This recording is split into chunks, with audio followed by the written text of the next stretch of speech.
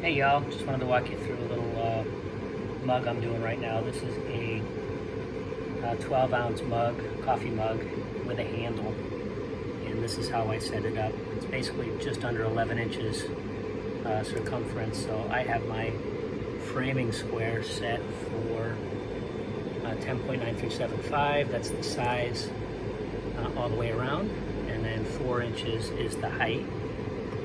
And then in the rotary setting, basically I have the circumference set to match, and I got my framing layer on and my regular layer on. And just a word of caution, so when you're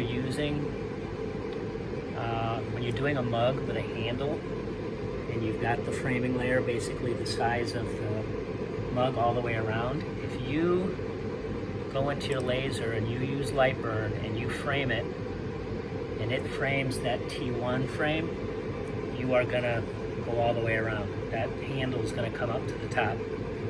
So when you're doing a mug with a handle, do not frame from Lightburn. When you send it to the machine and you frame it from the machine, it's only gonna frame your engraving. So it's only gonna frame these guys here. Don't try to get smart and turn off the T layer, because what happens with that is if you turn off the T layer, watch that green box, it moves your start position. So right now I've got it set to current position or user origin, either one, but it's going to move your origin. So when you change that, it changes your origin. So I turn off this framing layer and it moves my origin. Watch the green square. So that would mess up your whole alignment. Do not do that. It might work if you do it from the center. I haven't tried, but I usually work from this position here. Basically the top middle of my mug. That's where I like to work. So I know that it's going to start here. It's going to do all this and all this. There's nothing fancy. If I started from up here, it would start where the handle is. I want to stay away from the handle. So anyway, it's running right now. It's at 72%. So we can let it finish. So yeah, just be careful about that. I was setting things up and I hit the frame and it framed all the way around.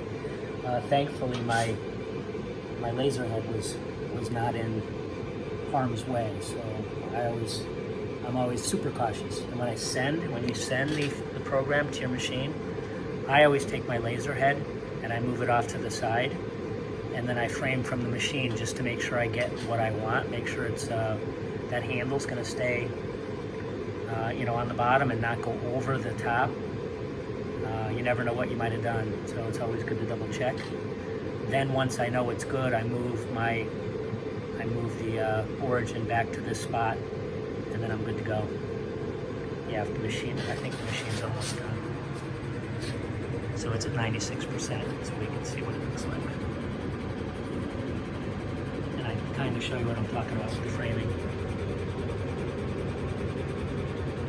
Yellow, 98, 99, and done. Just let it moves out of the way. All right, so what I'm saying, let's imagine I just sent the program to my machine. So I pulled it in. I would actually move my laser head out this way, set my origin out there.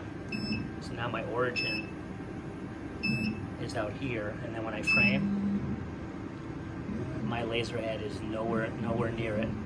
Then when I'm ready to run, I move it over here to my spot, reset my origin, then I frame. And now I know that it's good.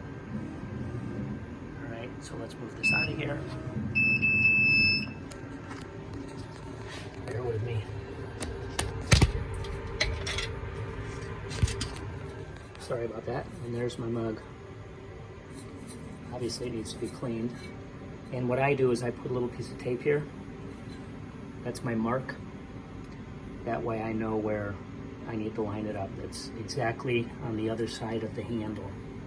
So that's where my start point is. All right. And what I do on my Hydra is I've got tape on these guys here, because I noticed sometimes you might get a little burr on the top lip of your mug. For a while I was actually taping the top lip of the mug, but then I said, you know what if I put tape on here? And I've done probably at least a dozen tumblers on here, and I've had no damage, so